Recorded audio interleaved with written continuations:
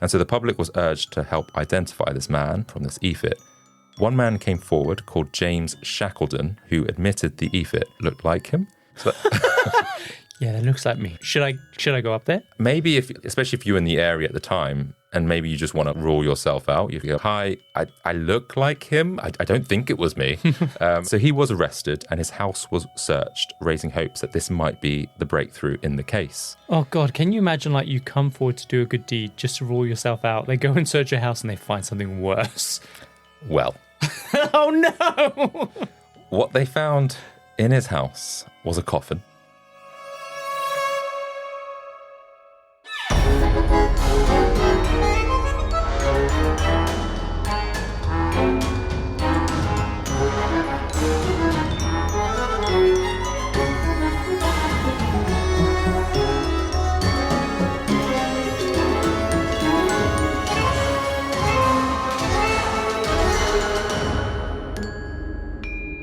Welcome to the Compendium, an assembly of fascinating and intriguing things. We're a weekly variety podcast where each week we dive into stories pulled from the darker corners of true crime, the annals of your old unread history books, and the who's who of extraordinary people. We give you just enough information to stand your ground at any social gathering.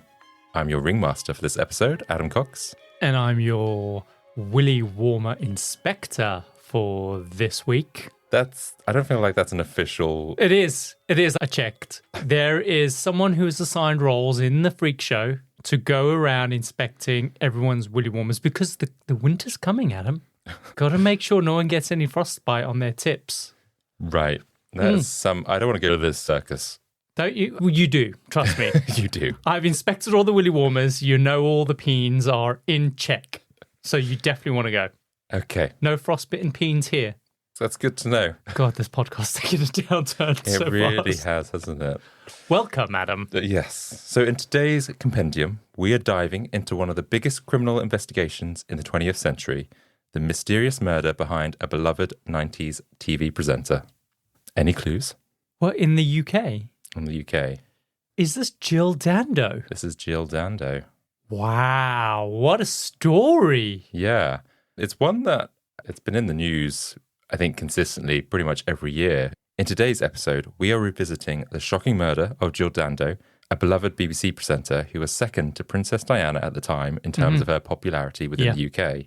On April the 26th, 1999, Jill had got out of her car to stop by her home in London. With her keys out ready, she walked just a matter of feet from her car to her front door when somebody cut short her life. They pulled out a gun and shot her in the back of the head on her doorstep in broad daylight. Really? It was just point blank, shot her in the head? Yeah. Do you know what? What year was this? Was this 1999? Yeah. So I came to this country in 1999. And of course, it was a UK BBC presenter, obviously really beloved. So this was the first time I was hearing of this when she was just murdered. So it was striking because she was so popular, but also she had this look of Princess Diana about her. I know you mentioned Princess Diana, but she looked like Princess Diana. The same haircut, same kind of classic, slightly feminine, androgynous look, really beautiful. But it really hit people hard. But I didn't really know too much of the story because I just arrived in the UK.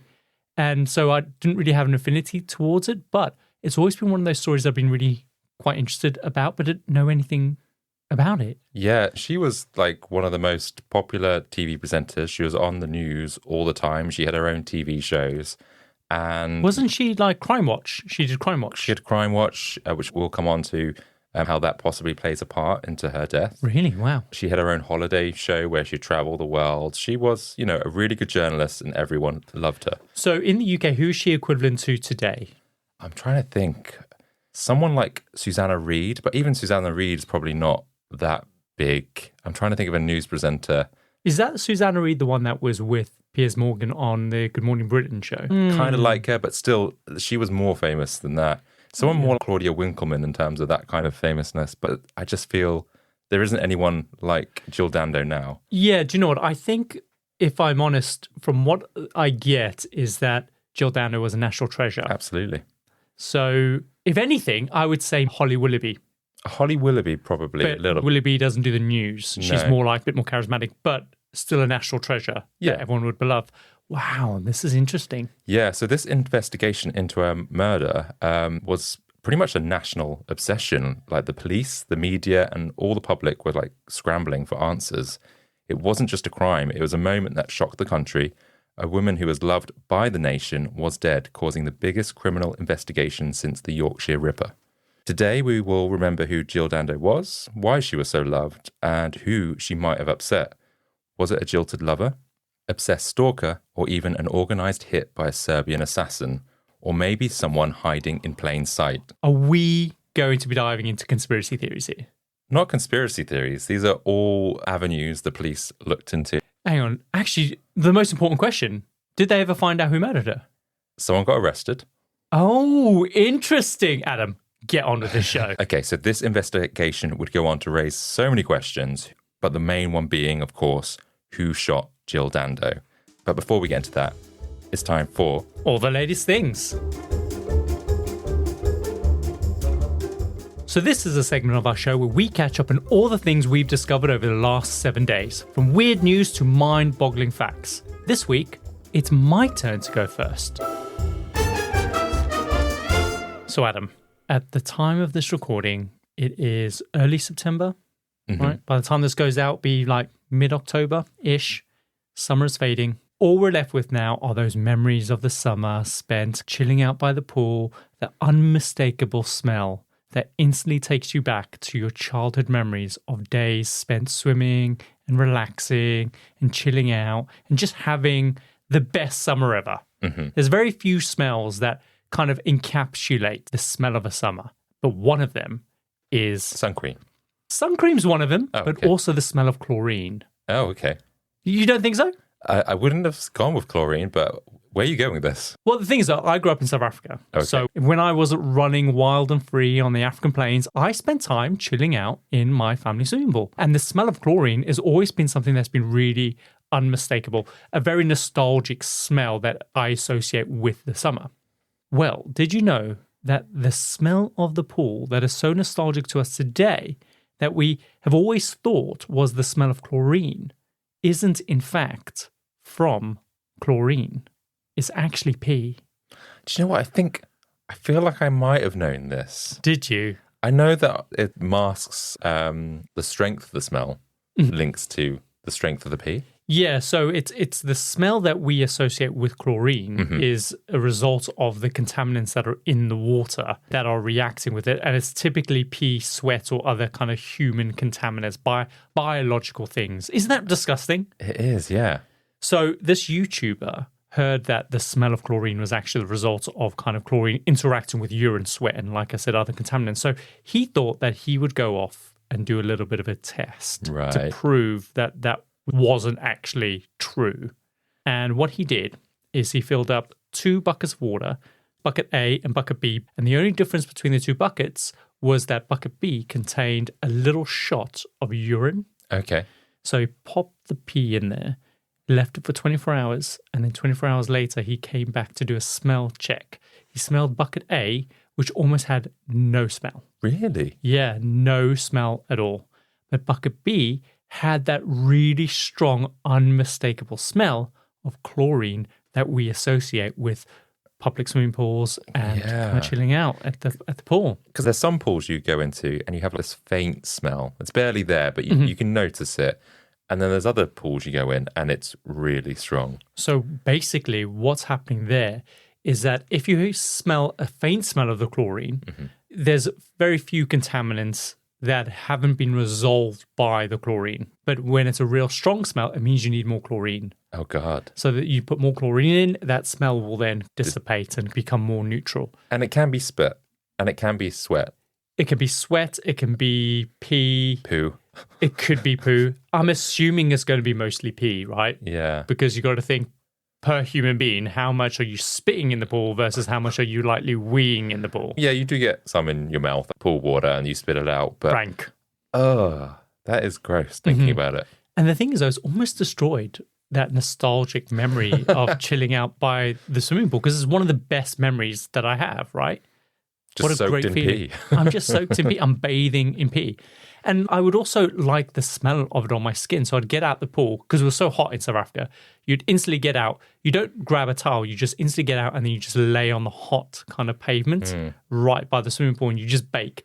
And then the water dries on your skin and then you can smell your sweat coming in. It's a bit salty. You can sometimes see it crust up a little bit if you're really boiling hot. But you would also be able to smell and taste the chlorine. It's piss, man. I'm licking piss.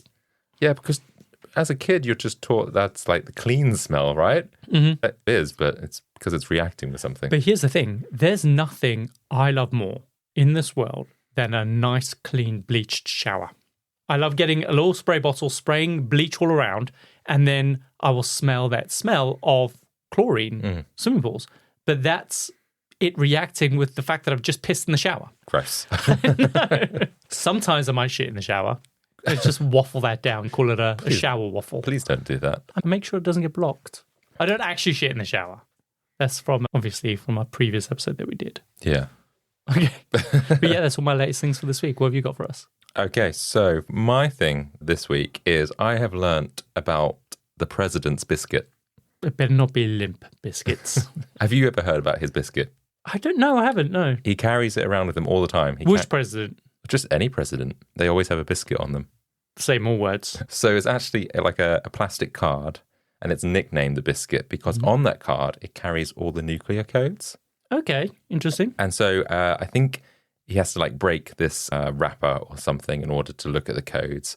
And on that, there's also these other codes on there. So he has to memorize where he needs to look on this credit card shaped piece of plastic to work out which codes he needs to basically Does it get read tested out. on that? It changes every day. So he has a new biscuit every day. Shit.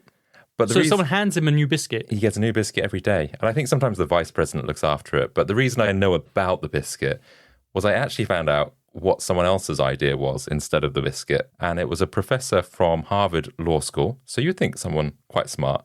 He suggested that you should put the nuclear codes in a little capsule and then in someone's body. And so the only way... Whose body?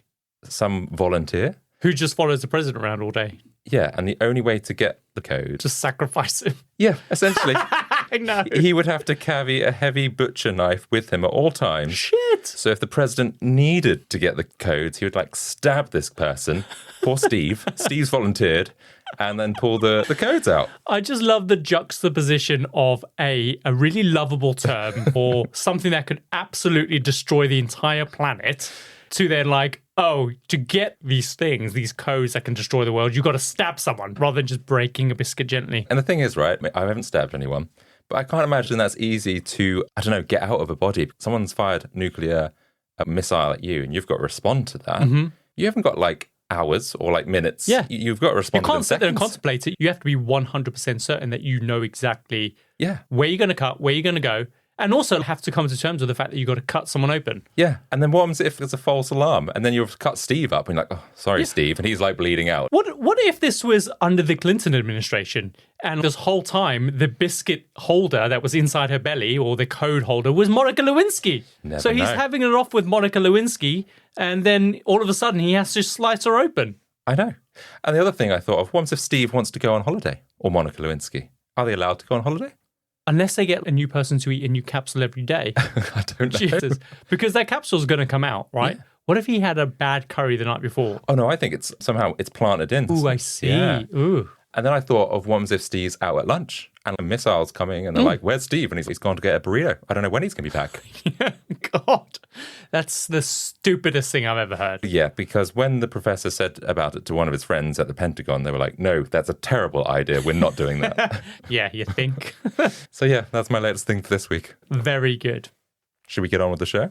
Let's go. So Kyle, on the morning of April 26th, 1999, the quiet streets of Fulham were shattered by a horrific discovery.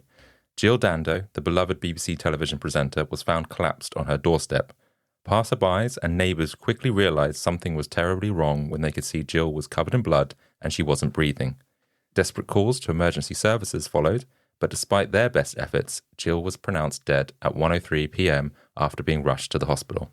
The news of her death sent shockwaves through the newsroom, where Jill had been a familiar and cherished face. She was known as this woman next door, very down to earth and personable. For detectives on the scene, the gravity of the situation was immediately clear. This wasn't just a crime, it was a cold-blooded murder of a national icon, right in broad daylight. Witnesses described a man fleeing the scene, but details were scarce. As the investigation began, the magnitude of Jill Dando's murder started to unfold, a case that would captivate the nation and leave everyone searching for answers. And the reason this murder was such a shock was because Jill Dando was only 37. From the early 90s, her profile in the UK became pretty big. She hosted the news, various TV shows, one being Songs of Praise, a Christian weekly show with hymns sung by choirs from around the UK. This woman, who was much loved by the British public and to some only second to Princess Diana when it came to national treasures, people loved Jill because she seemed very normal. She resonated with a lot of audiences. So it's hard to understand how someone who was this really good human being ended up being murdered in such an unusual and violent way. God, awful. She was pretty much the same age as Princess Diana as well then, right? I think she was maybe 1 year older, if that, yeah. God. Do you remember when the news broke, where you were and how you felt? Because you must have been quite young anyway.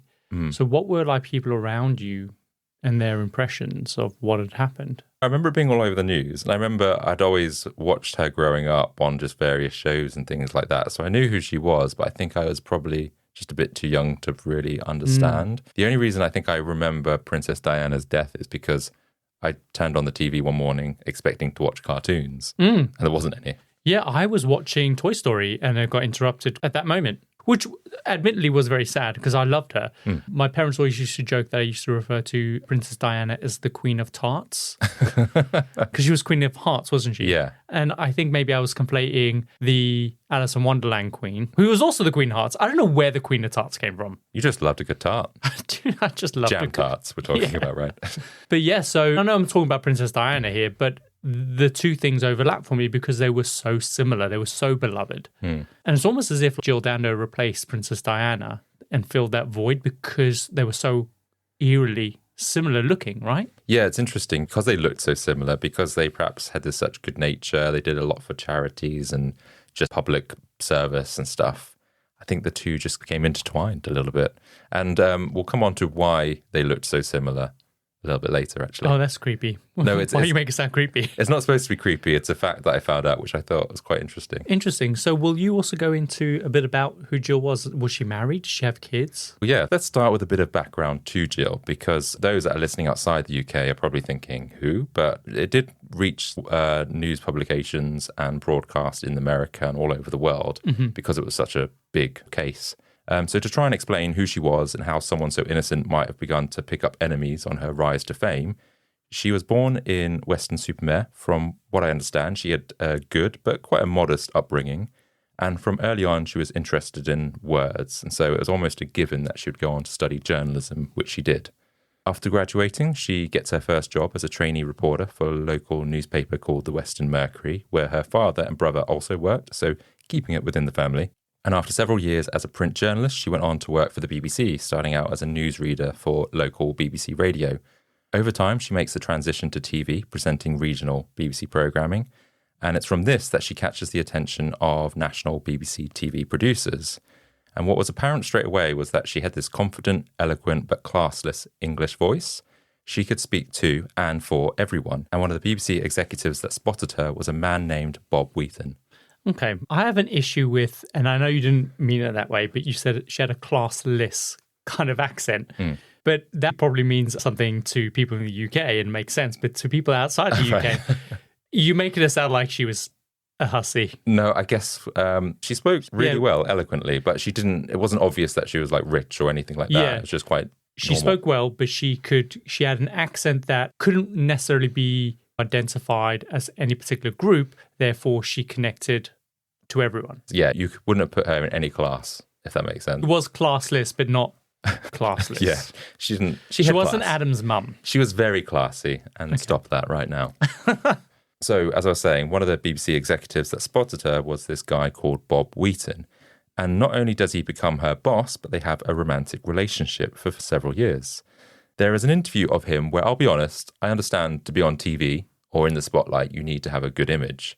But he describes Jill at first being too regional looking, and needed to lose weight if she was going to be on national TV. Regional looking. What the hell does that mean? She looked like she'd come off the farm, if that makes sense. What a misogynistic piece of shit. I know, and this is someone that she went on to date, and I just thought that's really... Different time, though. Maybe it was not seen as like that, like Maybe. Negative in that way. Yeah, and he just thought she was going to be a hit, but she needed to change her image, which I guess is no different to a music manager or like a film star agent or something like that. It's just weird that they got together and he thought of her like that. Yeah, and then you've also got this person who is trying to orchestrate your image and what you do and control you in that way so you can be a big star, but at the same time you're having a relationship with them. So it's almost like this unequal kind of balance of power within their relationship. Yeah. It's almost seen as like someone, he is your, what's the word? Your boss. Yeah, it's the balance of power there that's clearly not on an equal footing. Do you know what I mean? Yeah, I don't think they went out straight away, but I guess to go out with someone that's thought of you in that way, I don't know how I would feel about that. But I don't know, showbiz. BBC News showbiz. But anyway, the point is she's given this amazing opportunity to be on national news. And she takes that chance. She loses some weight and she switches up her styling, losing her curly permed hair to something more elegant. She meets her hairdresser and she says she needs something new, more mature for TV. And so he cuts it quite a bit shorter to this blonde textured pixie cut, which I think is the term for it. And it became her signature look. She even drew comparison to having the same hairstyle as Princess Diana. But it turns out Jill had the haircut first. She was the trendsetter. Oh, I see. Really? Yeah. Interesting. I have to look at some pictures of her online. Yeah, goodness. I mean, I can clearly tell the difference between Jill Dando and Princess Diana. I can see there's a clear difference, but they have, to me, they have the same bright smile. Do you know what I mean? And the look and the blonde hair and the blue eyes. Interesting. So Jill goes on to present breakfast news, the 1 o'clock news, and the 6 o'clock news. So primetime television, which meant she became a household name in the 1990s. She then landed jobs on other shows on the BBC. One was called Holiday, which looked like one of the best shows to work on because she's paid to go abroad to review places and hotels. Is it like A Place in the Sun? I guess a bit like that. It's almost like the time before influencers. She would go there, she would rate the meals, she'd say, this is where you can go, and then she'd say it would cost you £1,000 or whatever. One of her most notable shows was the show called Crime Watch, which you brought up. So again, this was on the BBC, and it had this great reputation for solving crime. People from all over the UK would call in to help police solve unsolved crimes, including murders, and based on news stories and dramatized reproductions of a crime. So it worked really well. It sparked a lot of the public's memory about certain crimes to help track down suspects and put criminals behind bars. And so Bob Wheaton, Jill's boss and eventual partner, thought Jill should exercise caution when taking this role because being the face of a show aimed to put criminals behind bars is the kind of show which could make you a target. Wow, so this is like a warning from the beginning. Wow. But to Jill, she thought it was public service broadcasting at its best, as it got results and helped serve justice. There's an interesting clip where she's being interviewed, and some kid asks her if she ever gets worried about some of the things she sees on Crime Watch. And she says something like, yes, I do, but the crimes they show on Crime Watch are so rare that it's not something you walk out onto the street and think, oh gosh, the same thing could happen to me. But of course, the reality is, it did. Yeah.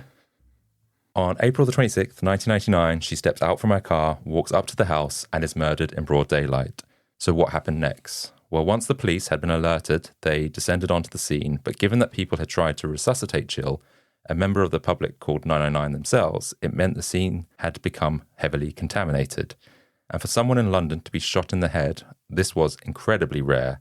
So for this to be a celebrity, this was extremely violent. The investigation was thorough, collecting every relevant detail that they could. They gathered scrapings, gravel, fingerprints, and fibers from the scene. A bullet and a cartridge casing were found on the doorstep, and the ballistics expert determined that it was from a single shot to the left side of her head, likely from a 9mm caliber weapon. Some thought it resembled a professional execution. Yeah, because guns in London, they are so rare. How many guns do you need to check out for you to find this weapon? It's probably going to be quite easy, right? You would think, right? Yeah. But it's not. It's not, no. Yeah. Because the search teams dug through bins, gardens, flower beds and shrubs, all in the hopes of finding the murder weapon or any other piece of evidence.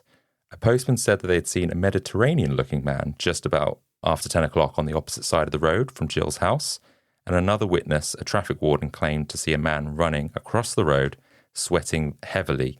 He stopped at the bus stop and drove off just as a warden was about to issue a ticket to the driver of this car. Sounds like he's trying to evade getting a ticket. Possibly, but I guess, yeah. We've all done that run. We've all looked out the window and seen the parking warden. And then run out, yeah. Yeah, you send a text to all your neighbours going, the parking warden! Quick! And then everyone starts running out. And everyone's, quick! Drive away. And that's the thing. It could have been something completely innocent, but I guess just at the time you have to go through You want to check everything out, right? Yeah. The description of the man was that he was quite tall, white, and had dark hair, but nothing else. No mask, no gloves, nothing particularly odd. And at the time, it was unclear whether 1, 2, or even 3 people were involved. Everyone on that street that day had to be investigated. But what was quite peculiar was that no witness claimed to have ever heard a gunshot, nor had they found a gun or anyone had seen it. The possibility that the weapon had a silencer, which despite what movies suggest, is apparently really rare in real life, which led some to consider that this might have been a professional job. Can we just backtrack that? What do you mean is rare? I guess we always watch TVs and shows and we always see the silencer, which they screw on. Apparently that's not common in real life or in real crime. Oh, sure. But I guess then that leads credence to the fact that if a silencer was used, that gives credibility to it being a professional hit. Yes, right? That's what they're saying, because no one ever heard a gunshot. And it's so rare that it's people that do have guns probably wouldn't have a silencer. But why would someone want to shoot her? But then I guess like Crime Watch isn't just about petty crime and someone robbing a corner store. They also deal with matters of organized crime. So it could be big gangs involved in this that probably would have the means to carry this out. Yeah, especially if you're connected to other criminal lords, gangs. I don't know what it might be. So what were the most prominent gangs in London around about this time? You always hear, oh, it's New York, it's going to be the Italian mafia, right? Or in Italy, it's going to be the mafia. But what gangs were about in London at this point? They did investigate the mafia, but I don't think there was any strong leads. So Sure. We're going to touch on the Serbians at the time and what was happening in Serbia, which is why they I guess they came as a suspects. So there is definitely a connection here, and it's all linked to some of the things that she was doing on TV at the time. When you talk about the Serbians, just so I can understand this, are we talking like Montenegro and what happened in Bosnia and the Bosnian War? And The Balkan War, because at the time there was a lot of war going on in Kosovo and other places, which we'll touch on a bit later. Okay. The day after Jill's death, newspapers were filled with stories about the murder, and colleagues which became friends of Jill had to report on her death across TV and newspapers. She was one of their own, so it was incredibly difficult, and particularly for female journalists at the time, because they no longer felt safe. They felt like they could be targeted next. Reflecting back on what happened, these journalists say that it's highly likely that after Princess Diana's death, the second biggest story that they will ever work on was Jill Dando's murder. That was just how big it was in the UK at the time. Wow. The police, the press, and the public were in a state of shock, and for a long time there was no real idea or clue as to who could have done this. Was it someone she knew? Was it a criminal looking to get revenge? Was it some mad, obsessed stalker? Or was it something more murkier than that? The police had to go through every single lead. People that knew her closely were questioned, including her ex and former boss, Bob Wheaton. They even questioned her agent, John Roseman, who had written a book about the murder of a TV presenter, a story that eerily paralleled Jill's real-life death. Oh, really creepy. And the police examined the possibility that it might have been John, or even someone might have used his manuscript as a blueprint for the crime. However, despite all this and her boss's tough reputation, there was nothing that came from this investigation. So it didn't look like it was anyone that Jill knew herself. The focus then shifted to how the killer knew that Jill would be at Gowan Avenue, the road that she lived on the day that she murdered. She's going home. Well, yes, that's true. It's where she lived. But it was very rare for her to stay at her property because she often lived with her new fiancé. So she was just nipping home to pick up something, it turned out, on the Clean day. pair of knickers. I think she had to pick up a fax because that was the day when faxes were a thing. Okay. So the point is that someone would have to have known what her whereabouts were and be able to track her. Investigators reviewed CCTV footage tracing her movements on the day of the murder. They confirmed her journey from her fiancé's home through Hammersmith to several shops and finally to Gowan Avenue, where she died. Surprisingly, there was no evidence that anyone was following her, so they scoured so much footage to see if someone, I don't know, was creeping behind a wall, but that didn't happen. The investigation needed to focus on key questions. Who was the man seen running away, and who was the sweating man? And while the police were struggling to identify Jill's killer and understand the reason behind her murder, the press were eager to put out information because they weren't getting anything from the police. So this is where a lot of speculation started to fill the void, and this is where the media gets involved, and then that leads to news stories, which then people phone in on, and then that just causes a bit of a wild goose chase or like red herrings and things like that. Yeah. But you have to check all these things out. Yeah. One theory suggests that Jill might have been targeted by a stalker as she had dealt with obsessive fans before, but her ex-agent talks about some of the letters she would receive, and whilst they were a bit perverted, there was one actual letter that did stand out to him. It was a letter from a Serbian around a month after Jill had done an appeal for Kosovan refugees following the wars in the Balkans in the 90s. And what did it say? Well, it was somewhat threatening. The Balkan War at the time was happening in what was known as Yugoslavia. And then the BBC started to get telephone threats themselves. And the Serbian admits that he was behind Jill's death in the letter. Really? Yeah. So was this the lead the police were looking Well, for? do you know what? It's so interesting because the thing is, though, if you're trying to antagonize someone, of course you'll say that, right? Because you're going to get their attention. He clearly wants their attention. So it's a bit of like, he could have done it, he may not have done it. Do you think that lends credence to it? Do you think it was him? So there was a theory at the time that some organisation had activated sleeper agents within the country to retaliate against Britain. What does that even mean? Is that what I think it means, where they go, hey, Adam, biscuits? And then all of a sudden you go, yes, Kyle, I shall carry out the orders. And then you go and give Keith a big, massive raspberry on his belly. Yeah, that's essentially a much nicer sleeper agent, but that's kind of what would happen. Seriously? It involves brainwashing and conditioning and reprogramming. I don't know if it was actually reprogramming in that sort of sleeper sense that we see on TV, but these are people that probably just blend into society, they get a message, and then that's when they need to obviously do something. That is bloody scary. NATO had recently bombed a TV station in Serbia as part of this war, and NATO justified the strike, claiming the station was the centre of Serbia's war propaganda. And so some journalists were killed, among others, and the Serbians were furious, as you can imagine. And so did they want an eye for an eye and wanted to get their own back? And so they chose a journalist that was loved by the country. See, I don't know. It sounds like this is just one single guy on his own. That's what it comes across as in the letter. Yeah. And it would seem unusual to me if there was an organisation that was behind this, that they wouldn't come forward and say, actually, we claim responsibility as an organisational level, because then it's bigger, right? But this just seems to me like just one single guy.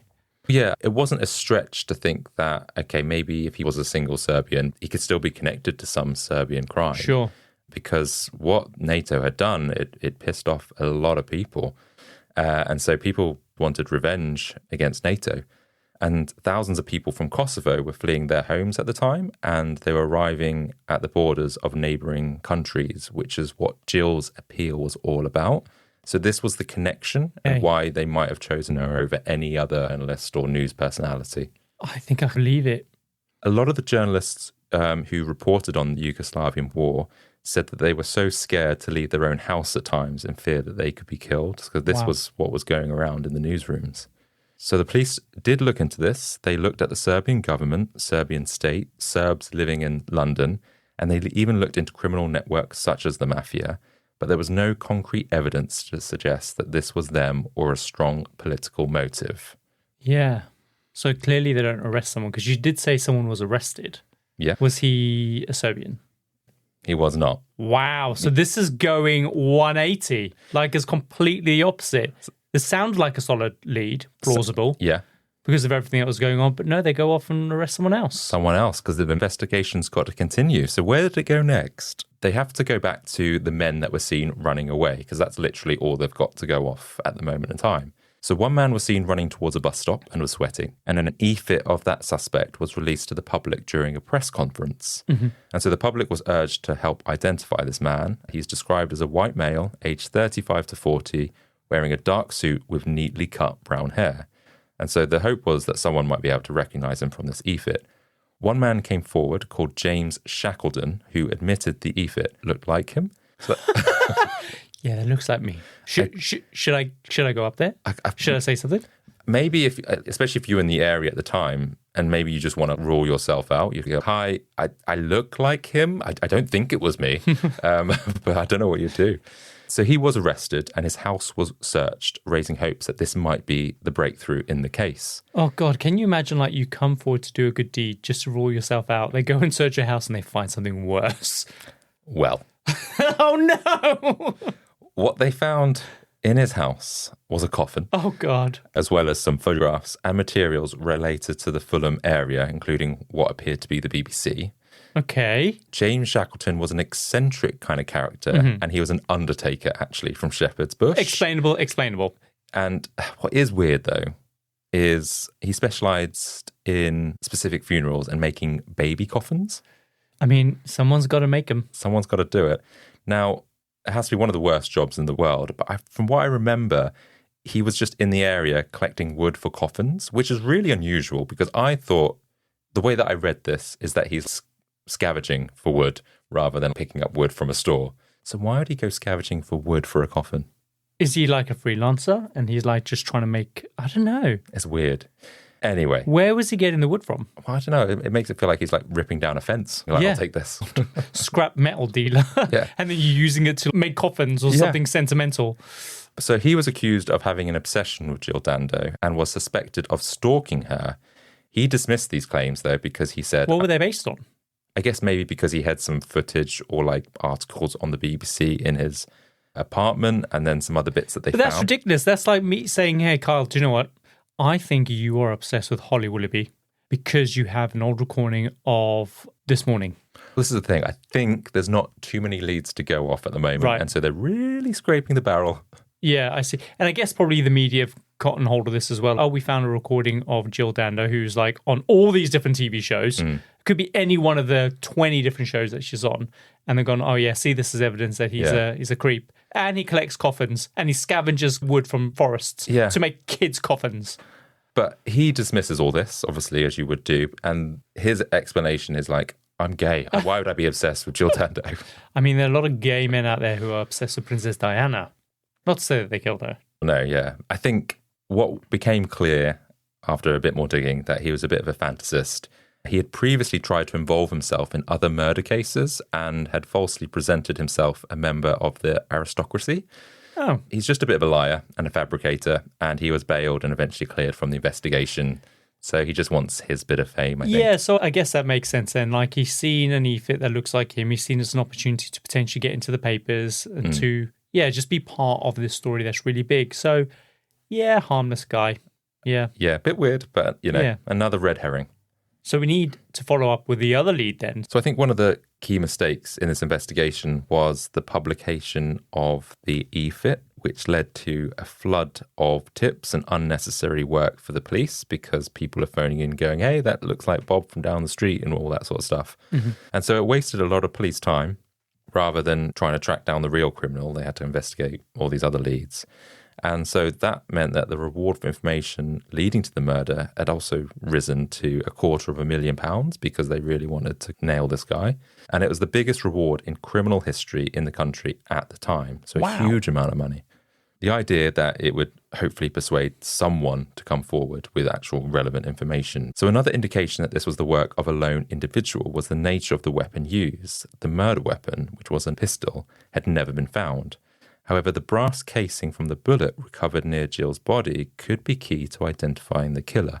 The casing had 6 unique markings around the top made by hand with a single tool. Oh. Now, the gun itself was not a standard firearm, but likely a reactivated or converted weapon. And the indentations on the case of the cartridge found was a big clue. So these indentations are made on the case where the bullet and the casing meet. So they're like crimp marks. Okay. Does that make sense? No. So the crimp marks, these are typically made during the manufacturing process when the case is crimped to secure the bullet. So the crimp marks found on this bullet case at the scene were not professionally manufactured. They were handmade. So he's making bullets at home? Someone potentially was. So do you think he's a hobbyist, potentially? Either a hobbyist or someone that's a bit rogue and off radar because they're not getting this gun from, I don't know, from some shop or whatever it might be. And I don't think it's very common for people to have access to hobbyist guns. So it's likely to be organised crime, right? Yeah, or somehow someone's got hold of an old replica gun or whatever it might be, if they've somehow converted and reactivated an old weapon. I see. So the idea was because these crimp marks were handmade, the police wondered if anyone might recognise these markings or recall handling similar ammunition because it was quite unique, essentially. It wasn't done by a machine. Also, because of the nature of Jill's injuries, it was clear that the killer was close enough for the muzzle of the gun to leave an imprint on her head, and there was minor bruising on her forearm. Wow, so he got really close to her. Exactly. And that might be why the actual gunshot was perhaps muffled, because if you're that close to what you're shooting, that would have masked the sound of the gun, perhaps. Jeez, poor Jill. In the early days of the investigation, a man's name did keep cropping up, and his name was Barry George. Now, he just lived a short distance from Gowan Avenue where Jill lived. Barry matched the description of one of the men seen running away that day, and he had been identified as being on the road 4 hours earlier. Detectives obtained a search warrant for George's home, and when they arrived, they had to force the door open, and the scene inside was chaotic and filthy, Really? with rubbish piled up. A bit of a hoarder, essentially. There's newspapers scattered and excrement around the flat. I don't know if that's from an animal or him. Either way, gross. And so the conditions were so extreme that it seemed pretty much unreal, like it was out of a movie in terms of going into his place. During the search, they discovered a 3/4 length coat matching what the man seen running away was that day, part of a gun holster, and a handwritten list of firearms, undeveloped film, and various magazines on firearms and martial arts. Okay, this is not looking good for this George guy. Barry George. This is not looking good for Barry George. Especially when they find media coverage of Jill Dando in his place. Okay, again, it depends what kind of media coverage. Are they stacked in recorded VHS tapes or stacked up with Jill's name on it? Or is it just a recording that is recorded from the telly? It could have been through magazines or newspapers. Yeah, exactly. Yeah. So, although this material appears suspicious, there's no direct link between George being at the crime scene at the time. So the police developed the film that they find at George's flat, and they discover hundreds of photographs of different women, many taken from behind or at a distance on the street. Okay. One photo was particularly alarming. It showed Barry George holding a handgun similar to the one reported to have killed Jill and was wearing a gas mask. These are characteristics of someone who could be connected. 100%. There's a smoking gun here, right? Yeah. Stalking women. He's wearing a gas mask, so why would you wear a gas mask? You don't want to be spotted. You're up to something nefarious. Yeah. Tell me they arrest this guy. Well, he denies it's him, despite the resemblance. Of course. Yeah. Especially the photo of him wearing the gas mask and the gun, even though it looks like him. Yeah, and he's the one who's got those photographs in his possession, undeveloped. It's probably like in his place, wearing his clothes. Yeah, exactly. So Barry fit the profile of a disturbed, infatuated loner the police suspected was behind the murder. So during his interrogation, George surprisingly answered some questions, including admitting to possessing a replica gun. He repeatedly denied knowing Jill Dando, even though there was media coverage found of Jill at his flat.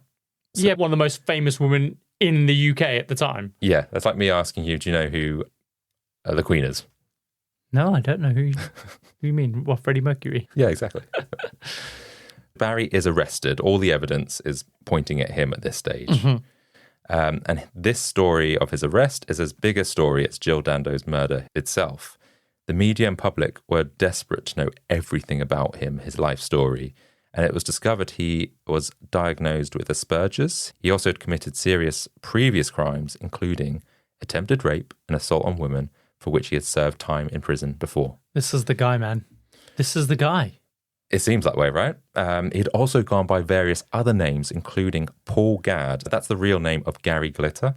Paul Gadd? Yeah. Why would you go with that name? That was an alias he assumed. Yeah, so I don't know if Gary Glitter was known to be the creep that he was at the time, but Barry chose this name. And what actually tipped him off to the police was the fact that he had gone to various businesses using another name, Barry Balsara, telling people he was the cousin of Freddie Mercury and was seeking CCTV footage of him on different premises, which he could use as an alibi on the whereabouts of Jill Dando's death. What? This is so him. Who else could it be at this stage? No, but I don't know why, and you haven't said it, but something means that it's not him. So the thing is, what's the catch? Before I investigated this, I thought they had found Jill Dando's murderer, and I thought it was him. But I thought it was a closed case. Really? There's got to be him. Okay, so you're leading us down the wrong path, only for us to go, no, Kyle, this way. So stop it.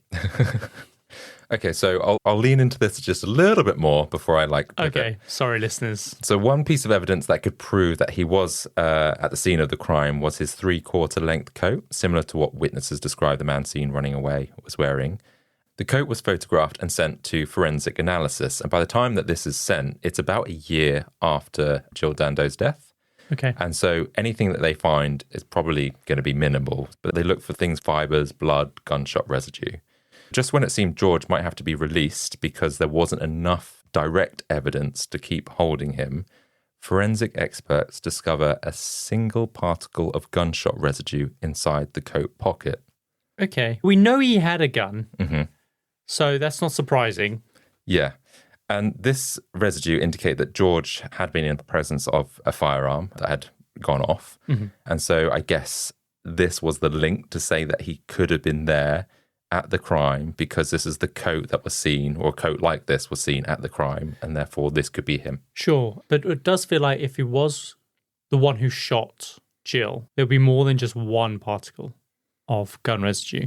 You would think, but maybe it's like a year later, he's washed it a few times, some of that residue's disappeared, but there's still this one bit of residue that's still in there. I find. It's a tenuous link, if you ask me, but it's all the police have got to hang their hat on. It's all circumstantial, right? Yeah. They've got all this other stuff as well to go along with it. And it might all be weak, but when it mounts up, it's like, well, hang on a minute, you're probably more likely to have done this. Because I think all the other evidence is about his character, but nothing there can pinpoint that he was at the crime. And so that's the bit that the police have to try and prove. So when the police ask him about the gunshot residue found in his coat, George couldn't provide an explanation.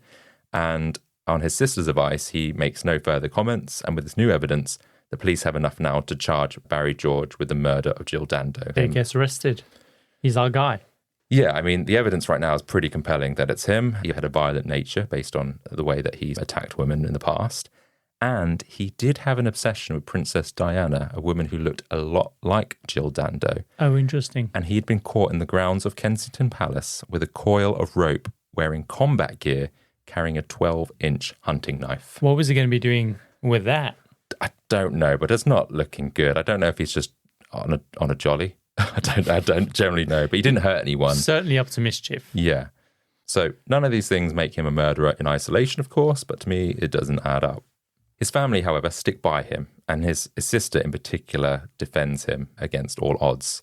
They enlist a man named Michael Mansfield, a high-profile barrister known for handling major cases, particularly in the UK. So he did the Hillsborough disaster and a lot of the things that happened in relation to that. Mm-hmm. So Mansfield initially found it challenging to connect with Barry because of how he was responsive to him, and it just seemed quite unusual to most of his clients.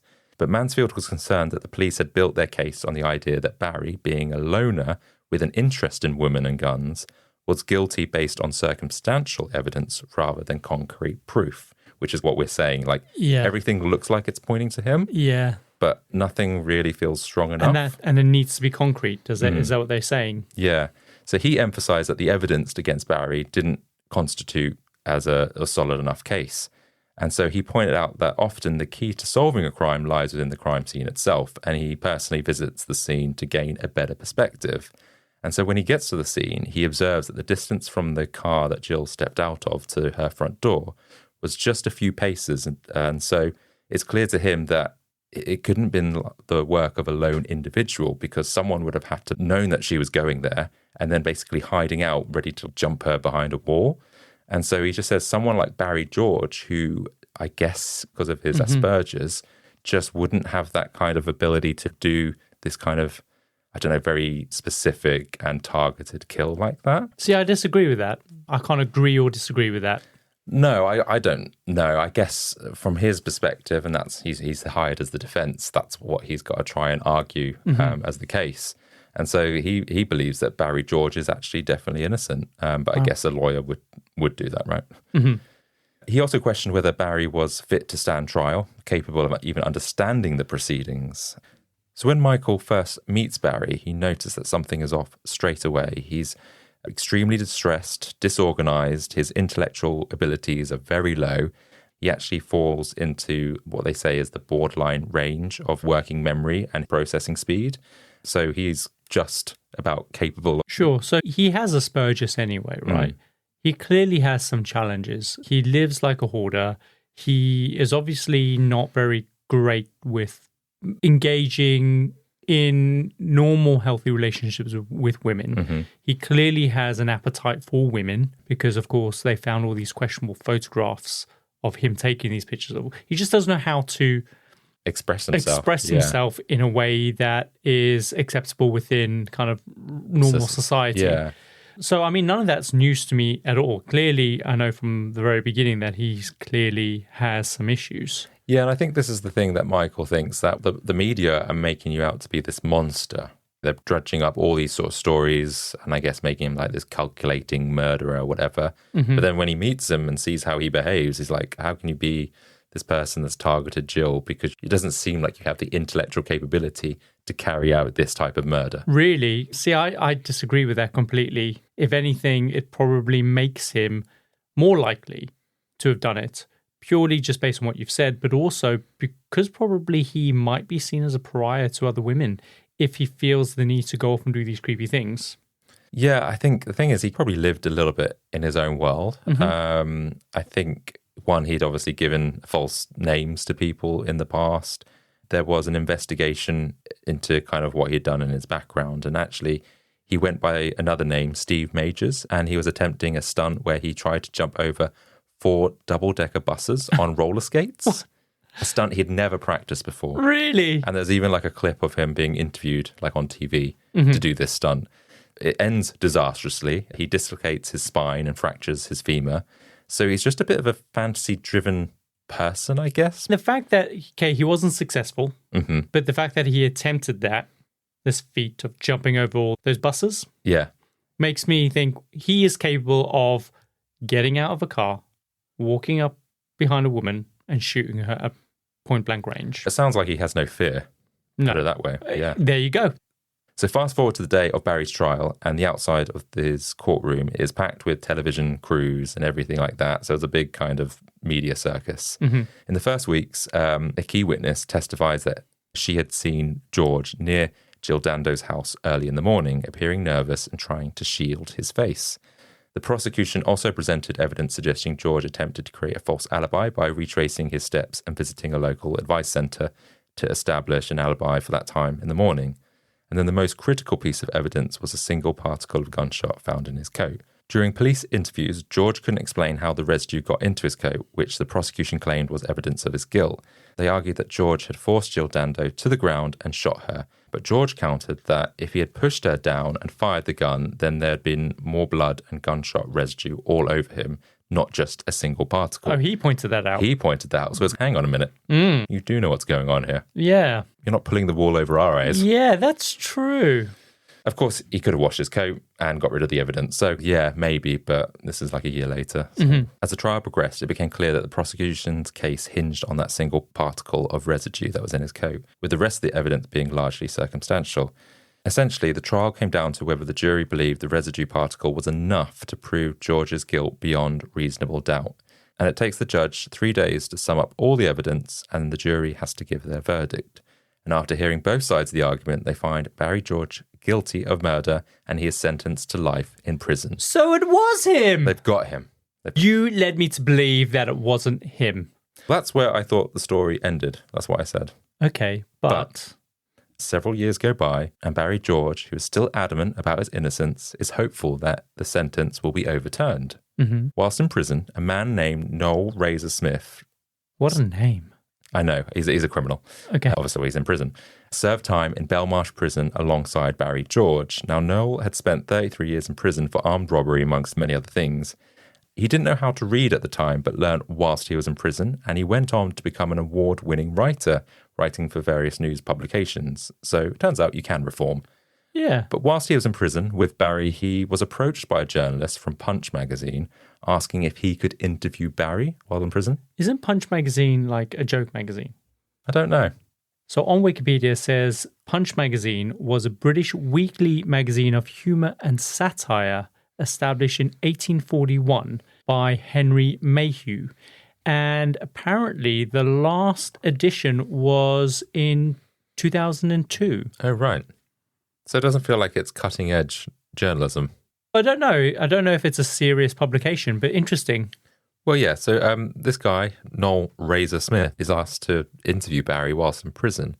Razor realizes that Barry's slow speech and seemingly naive responses indicate he wasn't the type of person to confess to a murder in a casual conversation, because I think Razor's experience with other criminals and murderers are, after a while in prison, you just like brag about what you did or you let slip because you're proud. Right. But Barry George, he's been in prison for a little while now, and he wasn't willing to do that. So he just thinks this isn't the guy that would do a cold-blooded execution in broad daylight and keep quiet about it. He would be boasting about this in prison. Really? Okay, interesting. But he never does, so he doesn't think it's him.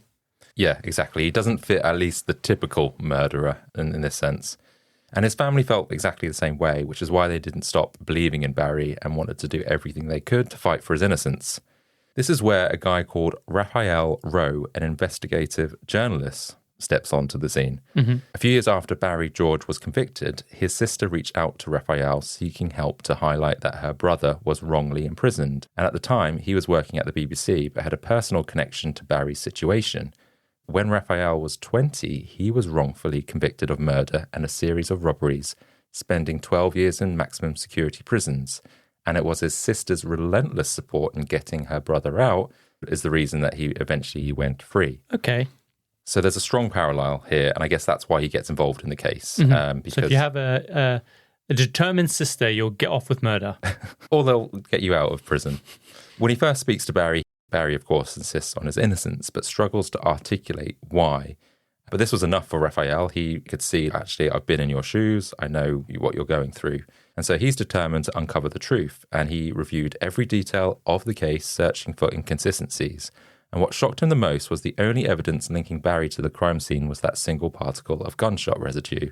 And this particle is basically the size of 1/100th of a millimeter. So it's tiny. It's tiny, and it's just one. I just don't understand how it connects him. So Raphael travels to the United States to understand the reliability of gunshot residue as evidence, and he consults with the FBI and ballistic experts in Boston, and they reveal that gunshot residue was no longer considered reliable evidence in American courts due to it could be contaminated. Sure, and I get that, and I don't think it should be, but it's circumstantial. Surely it can be used as circumstantial evidence because of everything else that had fallen into place, how he lived, the way he conducted himself around women, the photographs, the fact that he was seen carrying a gun, the fact that he had a gun holder, all these things, and the fact that he lived not that far away from where Jill was, makes me think that all of these things together, he's probably more likely to have done it than not. So yes, fine, the gunshot residue may not be solid, but everything else points to him.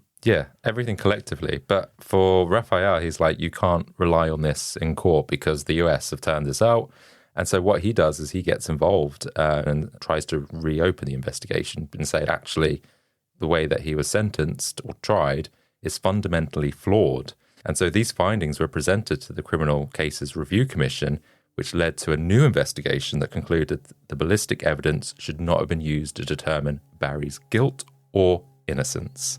Wow. This then prompted the court to dismiss the original guilty verdict, calling for a retrial. Okay, so he's going to go back to trial. Mm-hmm. And on the day of the retrial, the jury and the judge find Barry George now not guilty. Really? On what basis? Everything was hinged on this gunshot residue. Yeah, and they're now saying that it's not enough and that you can't determine innocence or if he's guilty just by that. And so he goes free. Wow, okay. So there's two ways of looking at this. If he is indeed innocent, what an amazing thing Raphael has been able to do for Barry and his family. He's given them their lives back. But what does this do to Jill's family and her close friends? They thought they had closure on the case, and now they have to go through all of this again, trying to get justice for Jill. But also at the same time, this case probably affected the British public really immensely. So how did they react to the news that Barry George was now essentially acquitted? To be honest, I think a lot of people still think it probably was him. One, because they don't realise maybe what had happened. They still think that he's the killer. Whenever I see his face, I always think, oh, that's Jill Dando's killer. But apparently, technically, he's not. Okay. So what happened after this then? Did they have any other leads to go on? The thing is, the lead investigator on the case that put Barry George away, he still thinks the original decision made by the court was the right one, which is why this case has never properly been reopened since. And because Barry cannot be retried for the same crime, it's telling that the police are not investigating this to the full degree because they think we've already found the criminal. We're not going to go looking again. And they physically cannot try him again, not even if new evidence comes to light? Possibly, but I guess no new evidence has come to light. And so at the moment, they can't retrial him based on the same evidence. It's just crazy to me that they cannot try someone based on the probability of them having done it, based on all these other things, right? It's a shame. I know I should be thinking about objective proof, but I just feel like all these other things that indicate that it was him should at least carry some weight. Yeah, I agree. But what if it wasn't him and the police just don't want to investigate any further because they're trying to save face, because there was this pressure to find someone guilty at the time, and there were so many dead ends and leads that actually, what if this is just the best that they could come up with? And so by reopening the case in the same way, it admits that they were wrong. I don't know. I've got such mixed feelings about this because I feel real bad for Jill Dando's family, right? Aren't you supposed to be serving the people and protecting them? Yeah. But at the same time, he has been found innocent. But then, I don't know, it's just such a tricky one. That's the thing. I think, time and time again, something comes up in the news about what happened to Jill, who could have killed her. And that must anger her parents and her friends because they're like, maybe they even believe that it's Barry George as well. And people still suspect him. They think his demeanour being, quote, slow is possibly an act. But could he have kept this up for decades? No, I don't think so. There is still a theory that goes around from time to time about this organised hit and part of this criminal network because Jill got too close to something or had upset certain groups. But then what about her colleagues? No one else has been killed or threatened, or at least as far as the public knows. That's true. Crime Watch didn't stop just after she got murdered. Now, there is a Netflix documentary called Who Shot Jill Dando? It's a 3-part series which covers this topic in much greater detail, and it's worth watching if you want to find out more. But what I find really interesting is the documentary ends with the man who spoke to Barry George in prison, that Noel Razor Smith. Now, he was the man that had 58 convictions against him, and he's turned into a writer. And he was asked if he has any ideas who killed Jill Dando. I guess because he still has connections to the criminal underworld from his journalism. Yeah. For his own safety, he says he is not willing to properly answer that question, but alludes to the fact that there are rumours in the criminal world about who done it. And he says it's not Barry George, and it's not who we think either. It was a professional job. Really? He comments on why he thinks Jill was killed, and that would reveal who was behind it. So he can't even say why. And he's still in prison, is he? No, he's out now, and he's free. He's reformed, but supposedly he knows. And he's doing that to protect himself, right? Surely he could anonymously tip them off. I don't know. It's incredibly cryptic, and I don't know if it's just hearsay or whatever it might be that he hears from someone, but he seems to generally suggest that he knows. But I feel like this documentary has been made, and Jill's family are going to watch this, and they're going to see this guy saying that he knows. I don't think he does know, because there is ways that you could give over that information without incriminating yourself. Yeah. There's got to be a way. I don't know if it's just Netflix being Netflix. Yeah. Or if there is more to it. That's a shame. I really do hope they get to the bottom of it. But it's been 25 years now? A long time. So will we ever know? I don't know. Maybe more will be revealed on some deathbed confession. That's always the case, isn't it? Always the case. But for now, at least, that is the mystery surrounding who shot Jill Dando. Every time you say that is the mystery of who shot Jill Dando, or every time you say those words, shot Jill Dando, I always think who shot Roger Rabbit. That's what I think you're about to say. Well, one is real life, one is a movie. I understand that, but I just keep thinking that's what the next words out your mouth is going to be. Yeah. But that was a real sad story and really gripping, and something that I didn't know a lot about.